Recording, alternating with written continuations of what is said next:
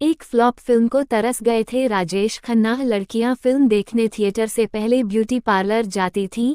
लतीफ़ी पर कहा था करिए जाए भाई। प्लीज दोस्तों मेरे चैनल को सब्सक्राइब करें, लाइक करें, बेल आइकन दबाना ना भूलें। 1969 से 1975 के बीच उनका ऐसा बोलबाला था कि उनकी हर फिल्म सुपरहिट होती थी। उनका स्टारडम इस लेवल पर था, लड़कियां उनकी फिल्म थिएटर में देखने से पहले सजने संवरने के लिए ब्यूटी पार्लर जाती थीं। 1970 के दशक में इनके बंगले पर लड़कियों के इतने खत आते थे कि उन्हें पढ़ने के लिए अलग से एक शख्स रखना पड़ा। इनमें कई खत खून से लिखे होते थे। 3 साल में राजेश खन्ना ने लगातार 15 फिल्में हिट दी थीं, जो कि एक रिकॉर्ड था। इसके बाद राजेश खन्ना से स्टारडम संभाले नहीं संभला तो वो ये तक सोचने लगे कि उनकी कुछ फिल्में फ्लॉप भी हो जाएं।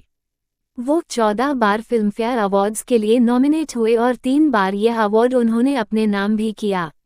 वैसे काका के नाम से मशहूर राजेश खन्ना की जिंदगी में ऐसा दौर भी आया था जब उनका स्टारडम खत्म होने की कगार पर था और उनकी फिल्में भी पिटने लगी थीं। 29 दिसंबर 1942 को अमृतसर में लाला हीरानंद खन्ना और चंद्ररानी के घर राजेश खन्ना का जन्म हुआ था। पिता स्कूल टीचर थे। इनका असली नाम जतिन था। राजेश नाम तो उन्होंने अपने अंकल के कहने पर रखा था। 1947 में जब देश में विभाजन का दौर आया तो उनका पूरा परिवार अमृतसर में आकर बस गया।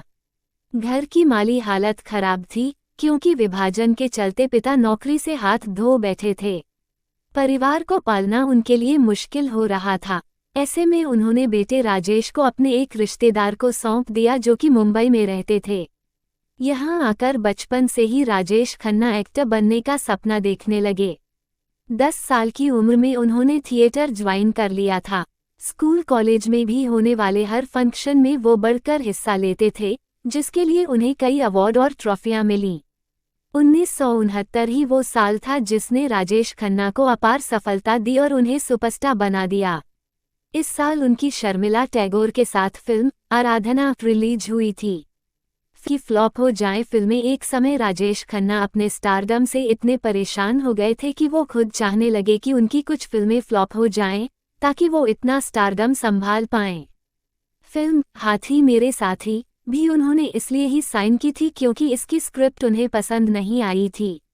उन्हें लगा था कि फिल्म में दम नहीं है, लेकिन इसके बावजूद ये सुपरहिट साबित हुई। राजेश खन्ना की जिंदगी में एक दौर ऐसा आया जब उन्होंने खुद को 14 महीनों तक घर में कैद कर लिया था। उन्हें सिगरेट और शराब की लत लग चुकी थी। उनकी पत्नी डिम्पल चाहती थी वो उनसे बात करें, लेकिन वो कुछ नहीं बोलते थे। लगातार सिगरेट पीते रहते थे। बस इतना पूछते थे, बच्चों ने आज क्या किया। दरअसल शादी के कुछ सालों बाद ही राजेश खन्ना और डिम्पल के रिश्तों में दरार आ गई थी। डिम्पल अपनी दोनों बेटियों ट्विंकल और रिंकी को लेकर घर छोड़कर चली गई थीं।